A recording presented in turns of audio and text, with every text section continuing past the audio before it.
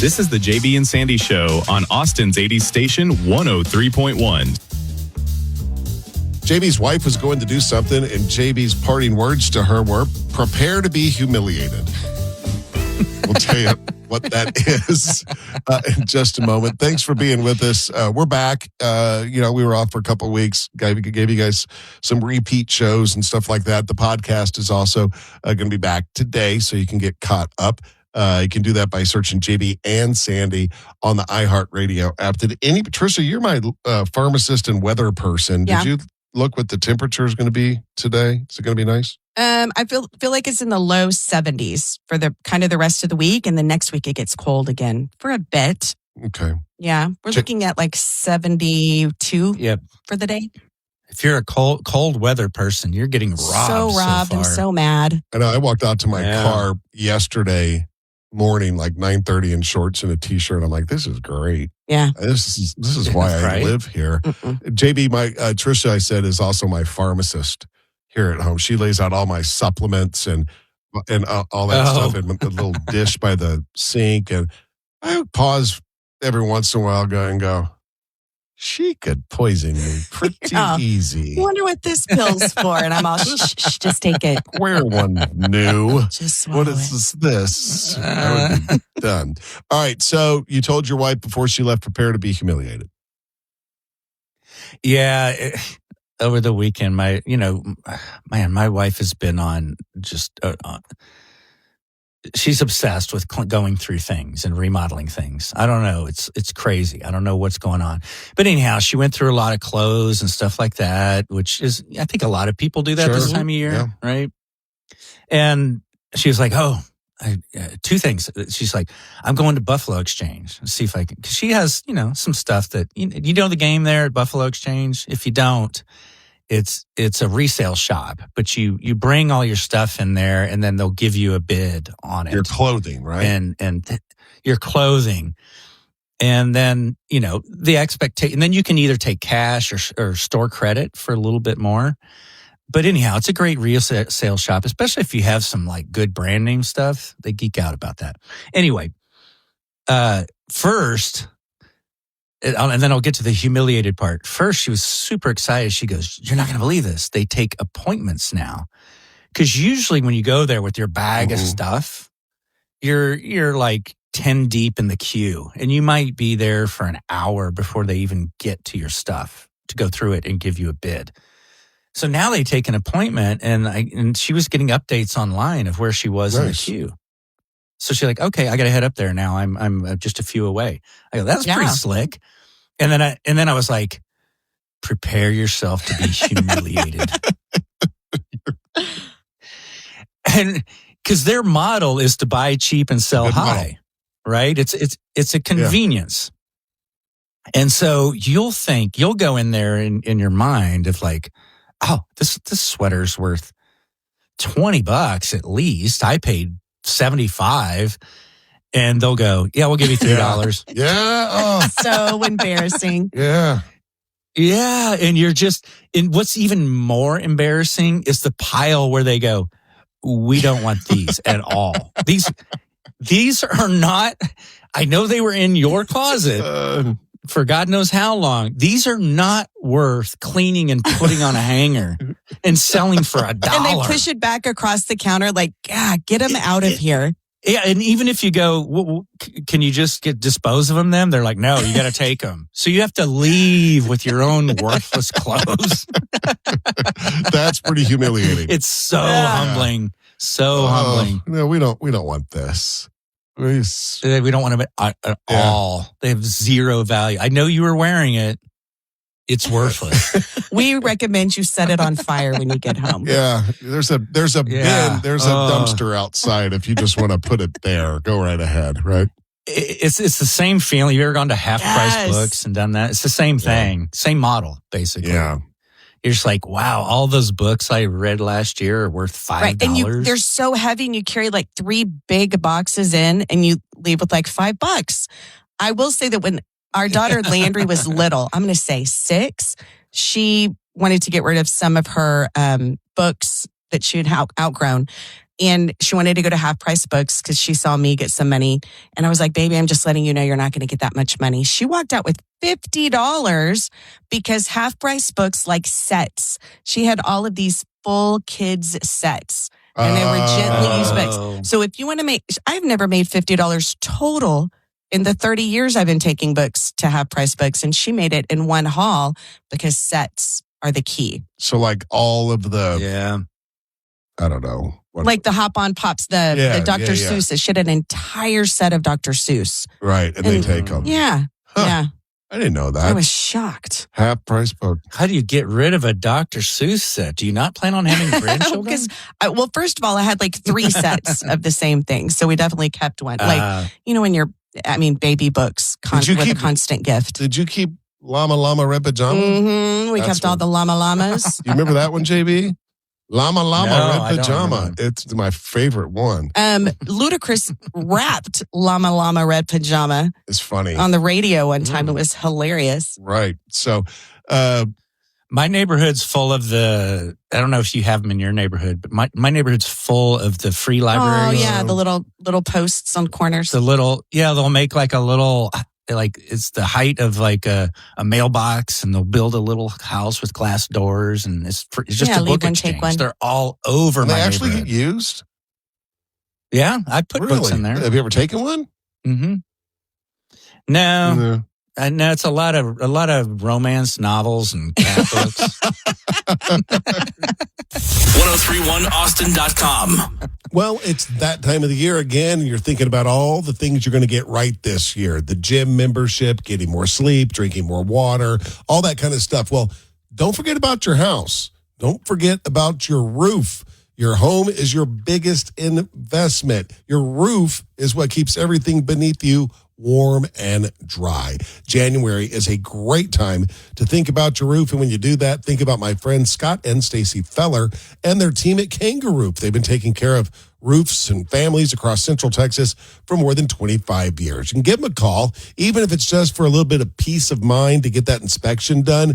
Kangaroo, they're professional, they're honest, and they're always going to shoot you straight. If everything is in order, they're going to tell you your roof's in great shape. Don't worry about it. If it needs a little bit of attention, they're going to tell you exactly what you need done. Either way, you're going to feel great knowing your home is in order. Find them online at callkangaroof.com. It's Austin's 80s station, 103.1. The Johnson City Press, that's the Johnson City newspaper, they heard from old Sandy. They got an email from me last week. I'll tell you why in just a second. Thanks for being with us. My name's Sandy. This is JB right here. And Tricia's here too. Hi, everybody. Find us on Instagram and on TikTok at JBSandyATX. Grab the podcast version of the show, and you can text us whenever you want it, 737-301-9600. Why did I reach out to the Johnson City Press? Because, one, I love small town newspapers. 2, I really love small town newspapers when they print photographs of kids that have shot their first deer. Or caught a big fish. Or caught a big fish. Uh-huh. I freaking love that about Eagle Scout. Yeah. Small town news, ribbon cutting. Or, somebody got a blue ribbon at the fair for their steer or hog or chicken or something. Yeah. I just love stuff like that. And if Tricia, real quick, you've told the story before, but tell everybody how young Trivia Williams ended up in the newspaper in small town Georgia. Yep. I have a lot of family in Rockmart, Georgia. So when I was little, I would ride with my grandparents. We'd drive to Georgia every year for the family reunion. And I got my picture in the paper of the Rockmart, Georgia paper that said 11-year-old Trivia Williams is in town for a family reunion. Trivia. Just in town, you got in the paper. I was in town. Yeah, there was not a lot going on. Rockmart's small, but Trivia Williams instead of Tricia Williams. But I was in the paper. It was my picture. It was legit. Well, I sent a photograph of our daughter, who is 16 years old, posing with her very first deer. Her first deer that she's ever shot. And it happened over the weekend. When did that happen, Tricia? Friday? Friday. Yeah. Friday. Mm-hmm. I'm assuming you were hunting in Johnson City. Well, I was hunting near Johnson City. It was kind of between Mountaintop and Johnson City, like in between there on 281. Okay. And a friend of mine has a ranch there and invited us out there. And by the way, deer season ended yesterday. And so we went, and thank goodness through Landry's ROTC program had a tremendous background in gun safety, which she learned through ROTC because they have a marksmanship team there as part of ROTC. So they learned gun safety, and she was great about that, and had the opportunity to do it, and she did. And I was impressed because it was about 175 yards away, and kind of we were at an elevated spot, and it was across a creek, and a creek. When I first walked up to it, I was like, oh boy. She's going to miss this. This is not as easy as we need it for our first deer, but I was wrong. She said it was a perfect shot. It was perfect. It is exactly like you're supposed to. And and for those of you that are animal lovers, I'm sorry, this is not a comfortable conversation, but it just dropped right there, right where it was standing. It was over. It wasn't injured or anything. It was just 1 second it was eating corn. The next second, bang, and it was over. that was it. Nice that you're smoothing it out for our anti-hunting listeners. And then, the tradition of when you shoot your first deer is you got to take some of the blood from the deer and put it on your face. Had to chase her around the truck 3 times. That's not terrifying at all. Deer blood on your hand, chasing her to touch her face. I'm running around the truck, chasing her, trying to get a little dab on her face. Even you texted me and you're like, I had to shame her into doing it. And she had texted me in a different text and was like, Dad gave me the look. I had no choice. And I was like, geez. I don't believe this story. You drive a BMW. It was my friend Scott's truck. That's what we were in. But I did spare her in that she did not. 2 things. One, she didn't have to clean it. Yeah. We had someone else for that. And she did not have to take a bite out of the heart, which is... Oh, God. Please. Oh, God. I think that you might be taking it a little far back with the heart. I will say that I grew up on a hunting lease, sitting in deer blinds, sleeping at the lease, in the bunk room, and driving around. I loved it, but I shot the gun, but I never shot a deer because my uncles and my grandfather were like, if you shoot it, you have to gut it. Yeah. I mean, they're like, that's just the way that it is. So I never shot one. Yeah. You were hunting at the wrong spot. What do you mean? You need a place with a guy named Edgar. Oh, yeah. Edgar just takes care of that. We're not hunting in the rich area. That's what you're saying. But Guy, I remember moving to Texas as a kid. I'm like 11, 12 years old. And I didn't grow up hunting. And every kid, this is growing up in Georgetown, they would say it so fast. I thought it was a place called Deerleys. Everyone, every Monday, I was at Deerleys this weekend. Deerleys. I was, what is Deerleys? I got to go to Deerleys. That sounds fun. Yeah, right. I didn't know the concept of leased land for hunting to control the population. Yeah. All that. I thought it was like a destination called Deerleys. You don't see it as much as you used to, but it was pretty common. I mean, you just see a deer tied to somebody's hood of their Honda.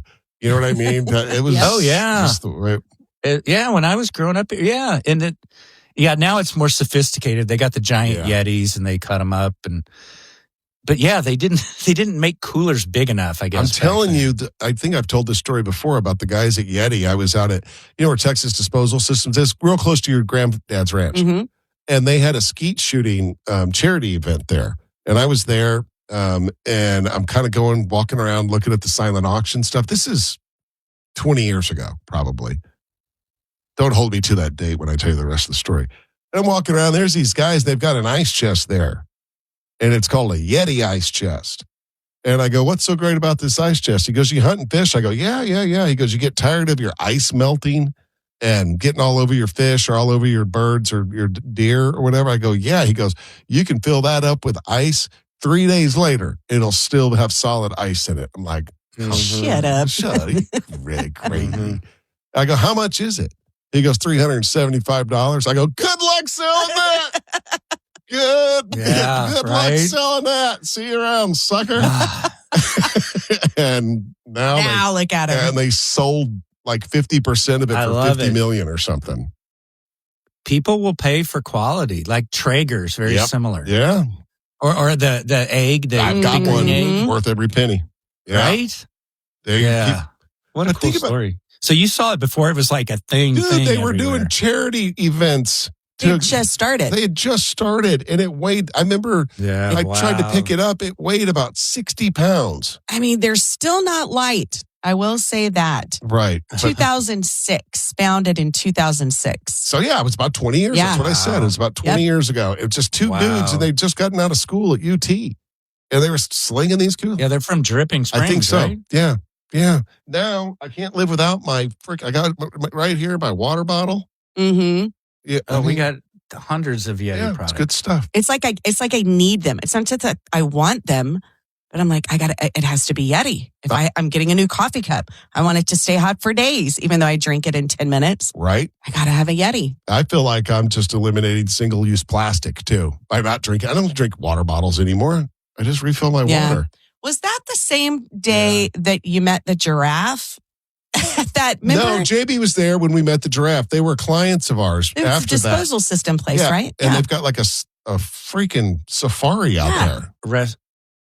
For those who don't know, Texas Disposal Systems, it's in Southeast Austin. It's where everything, they're the big contractor for City of Austin. So that's where all the waste goes. But they also have a huge animal rescue there. I mean, all kinds of wild game and a giraffe. Yeah, a couple of the giraffe them, right? kissed me. Yeah. Put a I carrot. have that photo somewhere. I've got a picture of it somewhere. I had a carrot in my mouth, and then it came up and took the carrot right out of my mouth.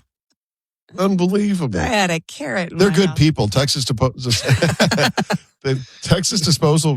He didn't do it. For those who don't know, he didn't do it just for the giraffe. He always walked around with a carrot in his mouth. 1031austin.com.